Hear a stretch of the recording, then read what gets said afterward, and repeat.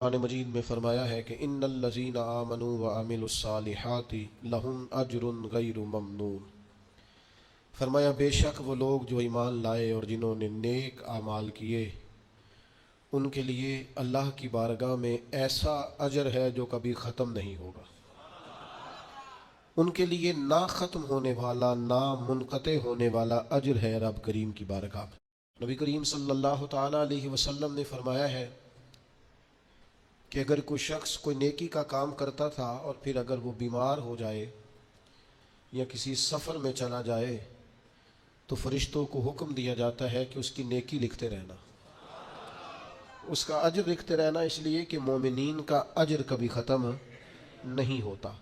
آپ کبھی غور فرمائیں کہ جب اتنا کسی کو اجر ملتا ہے، اتنا اجر ملتا ہے کہ وہ کبھی ختم نہیں ہوگا، تو پھر کرنے کا کام یہ ہے کہ ہم خیر کے کاموں کی منصوبہ بندی کریں، ہر وقت کوئی نہ کوئی عمل صالح کریں۔ کسی شخص کو اگر پتہ چل جائے نا کہ اس بزنس میں پرافٹ ہی پرافٹ ہے، اس کے اندر نفع ہی نفع ہے، تو وہ تو اس کی کئی برانچیں بنانی شروع کر دیتا ہے۔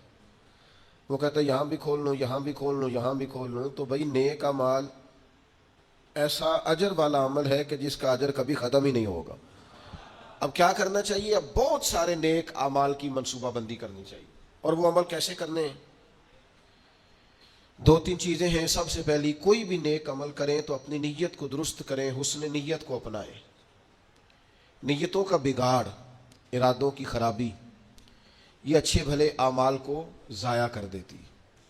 جب ہماری طبیعت اس طرح کی ہو کہ ہم اچھی نیتوں کے ساتھ آگے بڑھیں، خیر کے ارادوں کے ساتھ آگے بڑھیں، ہم اس دین کے ماننے والے ہیں جس پر قیامت والے دن ان اعمال کا بھی اجر ملے گا جو کیے ہی نہیں ہوں گے، تو پوچھا جائے گا مالک یہ تو عمل کیا ہی نہیں، تو فرمائے اس کا ارادہ تو کیا تھا نا، نیت تو تھی نا، تم خالص تو تھے نا، موقع نہ بن سکا، تمہارے لیے اسباب نہ ہو سکے، لیکن اجر تو ملا۔ اور امام غزالی فرماتے ہیں کچھ اعمال لے کر فرشتے اللہ کے حضور حاضر ہوں گے، رب کریم فرمائے گا واپس لے جاؤ ان اعمال کو، میرے لیے نہیں کیے، یہ تو کسی اور کو دکھانے کے لیے کیے۔ حسن نیت، اچھا ارادہ، پروگرام اس طرح کا جس میں اللہ کی رضا شامل ہو۔ آپ جب تک نیت کا وضو نہیں کرتے، ارادوں میں اخلاص پیدا نہیں کرتے، اور ہم لوگ جب تک اپنے معاملات میں آگے جانے کے لیے محض اللہ کی رضا کو پیش نظر نہیں رکھتے، اتنی دیر تک عمل بیکار ہے۔ اس لیے کہ نبی پاک صلی اللہ تعالیٰ علیہ وسلم نے فرمایا رب نہ تمہارے مالوں کو دیکھتا ہے، نہ تمہارے چہروں کو دیکھتا ہے، وہ تو تمہارے دلوں کو دیکھتا ہے۔ تو سب سے پہلے تو باطنی طور پر، یہ بہت سارے لوگ ایسے ہیں زندگی میں آگے جانا چاہتے ہیں، بڑھنا چاہتے ہیں، لیکن ان کے ساتھ حسن نیت کا ساتھ نہیں، ارادوں میں خلوص نہیں، وہ جو منصوبہ بندی بنا رہے ہیں اس کے اندر اللہ کی رضا شامل نہیں۔ تو مجھے بتائیے جب اللہ کی رضا ہی شامل نہیں ہوگی تو اللہ کی مدد کیسے شامل ہوگی؟ اللہ کی مدد اس کام میں شامل ہوتی ہے جس میں اللہ کی رضا مطلوب ہو، اور جب مطلوب ہی اللہ کی رضا نہ ہو، دنیا داری، شہرت، پیسہ، مال، دولت، کچھ مل جائے، کچھ اصول ہو جائے، مجھے بھی کچھ جاننے لگ جائے، تو پھر جس طرح کی نیتیں ہوتی ہیں اسی طرح کا اس شخص کو اس کا پھل بھی دیکھنے کو ملتا ہے۔ سب سے پہلے تو اچھی نیت کسی بھی عمل کے لیے، اور اس کے فوراً بعد مناسب منصوبہ بندی۔ مسلمانوں کا آج سب سے بڑا مسئلہ یہ ہے کہ یہ کام کرتے ہیں لیکن کسی منصوبہ بندی کے تحت نہیں کرتے۔ ہم اپنے کاموں کو مرتب نہیں کرتے، نظم و نسق کا حصہ نہیں بناتے، ہمارے کام بے ترتیب ہوتے ہیں، الجھے ہوئے ہوتے ہیں۔ ہم جن پیارے نبی کریم صلی اللہ تعالیٰ علیہ وسلم کے غلام ہیں، حضور ہر کام کرتے تھے تو مناسب منصوبہ بندی کے ساتھ فرمایا کرتے۔ جنگ بدر کا موقع ہے تو نبی پاک علیہ السلام نے پہلے مجلس مشاورت منعقد کی ہے، صحابہ سے رائے لی ہے، اس کے بعد صفوں کو سیدھا کرایا، ہر آدمی کی اس مقام پر ڈیوٹی لگائی، اور پھر اللہ کے محبوب نے مصلی بچھا کے اللہ سے مدد کا سوال کیا۔ جنگ احد کا موقع ہے تو سرکار نے ڈیوٹیوں کو تقسیم فرمایا۔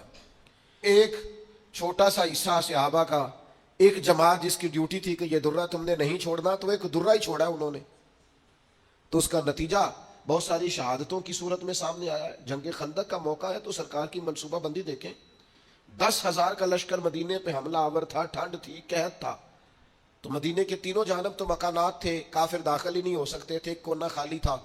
تو نبی کریم علیہ السلام نے صحابہ سے مشورہ کیا تو حضرت سلمان فارسی نے کہا خندق کھود لینی چاہیے۔ اس خندق کو کھودا گیا، اور پھر وہ 10,000 کے لشکر کو جس طرح روکا گیا ہے اور جس طرح وہ ناکام ہو کر لوٹ گئے، اللہ تبارک و تعالیٰ نے اس کو فتح عظیم مسلمانوں کی بنا دیا۔ فتح مکہ کا موقع آپ دیکھ لیں تو حضور کی منصوبہ بندی دیکھیں، سب سے زیادہ دینی لوگوں کو ضرورت ہے مناسب منصوبہ بندی۔ وہ اللہ خیر کرے گا جی، وہ بسم اللہ جی تسی آ جاؤ۔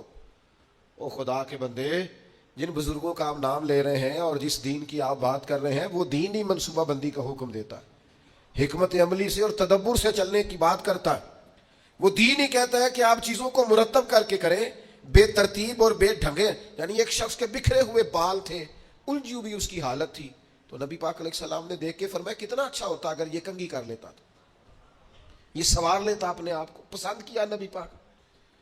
آپ اچھی منصوبہ بندی کے ساتھ آگے بڑھیں، آپ کسی کام کے لیے لوازمات بھی جمع کریں، پر آپ کا اس کے لیے طریقہ کار مرتب کرنا۔ ایک بڑی سادہ مثال ہے، کام کو کام سکھاتا ہے۔ جب آپ کوئی کام کرتے ہیں تو کام کرنا آ جاتا ہے، لیکن جب کام لوگ کرنا ہی نہیں چاہتے پھر ان کو کام کرنا نہیں آتا۔ کام کو کام سکھا دیتا ہے۔ حضور فتح مکہ کے لیے تشریف لے گئے تو نبی پاک علیہ السلام نے صحابہ کرام سے فرمایا ہر آدمی اپنی الگ سے آگ جلائے گا کھانا پکانے کے لیے۔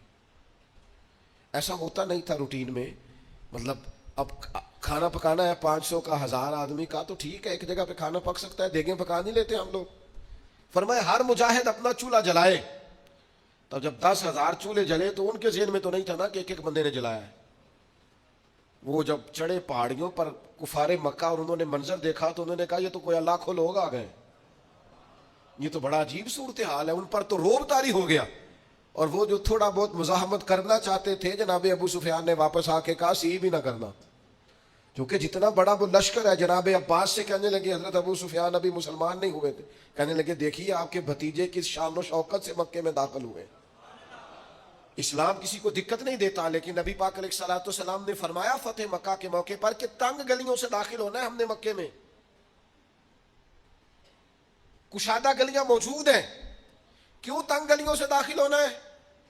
تب تنگ گلیوں سے لشکر گزرتا تھا تو گھوڑا گزرا، دوسرا گزرا، تیسرا گزرا، یہ تو گھنٹوں پتہ نہیں کتنا کوئی لمبا لشکر ہے، ان کو سمجھ ہی نہیں آ رہی تھی۔ آپ مناسب منصوبہ بندی کریں، آپ کا انداز خوبصورت ہو، آپ بہترین طرز کے ساتھ کام کریں، پھر آپ کو اندازہ ہوگا کام کیسے کرنا ہے۔ ہمیں نا لوگ کام نہیں کرنے دیتے، لوگ پتہ کیا کہتے ہیں، او بسم اللہ پڑھو جی اللہ خیر کرے گا۔ او بھائی اللہ تو خیر کرے گا، پر رب کریم نے بھی تو اصول دیے ہیں نا، سارے جانوروں کی قربانی نہیں ہوتی، جانور بھی مخصوص ہوگا، اس کی عمر بھی مخصوص ہوگی، وقت بھی مخصوص ہوگا، ایام بھی مخصوص ہوں گے، طریقہ کار ہوگا۔ آپ بے ترتیب جب کام کرتے ہیں تو اس میں الجھاؤ پیدا ہوتا ہے۔ مناسب منصوبہ بندی، ایک اچھی ترتیب، ایک منظم۔ میں شروع میں جب ہم نے محفلوں کا آغاز کیا تو میں نے دعا کا ٹائم لکھنا شروع کیا، اتنے بجے دعا ہو جائے گی، تو لوگ مجھے کہنے لگے آپ عجیب آدمی ہیں، اتنے بجے دعا ہو جائے گی، یہ کیسے ہو سکتا ہے، لوگ تو آتے ہی نہیں۔ صرف 2 دفعہ ایسا ہوا ہے، زیادہ نہیں، کہ دعا کے بعد لوگ آئے اور انہوں نے کہا محفل ختم بھی ہو گئی۔ 2 دفعہ، پھر ان کو پتہ چل گیا کہ یہ واقعی ختم کر دیتے ہیں، پھر ٹائم پہ آنے لگ گئے۔ کوئی لمبی محنت نہیں کرنی پڑی، کوئی ہمیں زیادہ نہیں وہ کرنا، کچھ بھی نہیں، کوئی ہمیں زیادہ اس میں دشواری نہیں ہوئی۔ آپ نظم بنائے، نظم۔ میں جن محافل میں شرکت کرتا ہوں دوستوں کو پتا ہے یہ ٹائم پہ آتا ہے، اور وہ تیار ہوتے ہیں، لوگ بھی ذہنی طور پر تیار ہوتے ہیں۔ آپ منصوبہ بندی بنائیں کسی چیز کی، آپ اس منصوبے کے مطابق چلیں، چیزیں ٹھیک ہو جاتی ہیں۔ لیکن ہمارے ہاں نظم ہی نہیں ہے، منصوبہ بندی نہیں، کسی کام کو کرنے کا کوئی طریقہ نہیں ہم وضع کرتے، ہماری ترتیب نہیں ہے۔ جب تک آپ مرتب نہیں ہیں، یہ ہمارے حکیم الامت مفتی احمد یار خان صاحب نعیمی، مفتی صاحب رحمۃ اللہ علیہ نے قرآن مجید کے ایک پارے کی ایک تفسیر ایک جلد میں لکھی ہے، ایک پارہ اور ایک جلد پڑھا ہے مشکات کی شرح کی۔ کسی نے ان سے کہا اتنا کچھ لکھا ہے آپ نے، پڑھا نہیں جا سکتا؟ تو فرمانے لگے صرف ایک کام کیا ہے میں نے، اپنے ٹائم کو مرتب کیا ہے۔ مفتی صاحب 1 بجے جمعے کی تقریر شروع کرتے تھے، اور جب وہ الحمدللہ سپیکر میں کہتے تھے لوگ اپنی گھڑیاں ٹھیک کرتے تھے کہ 1 پورا بج گیا ہے۔ ہم کوئی ترتیب ہی نہیں، وقت کا ضیاع ہے۔ 2-4 چیزیں ایسی ہیں جن پر بالکل فوکس ہے لوگوں کا، وقت کو ضائع کریں، کوئی ترتیب نہیں۔ تو مناسب منصوبہ بندی۔ تیسری بات اچھی نیت، مناسب منصوبہ بندی، اور تیسری بات سچی لگن۔ جب تک آپ میں لگن نہیں ہوتی، آپ تھوڑی دیر کام کر کے اکتا جاتے ہیں، مسلسل نہیں کر پاتے۔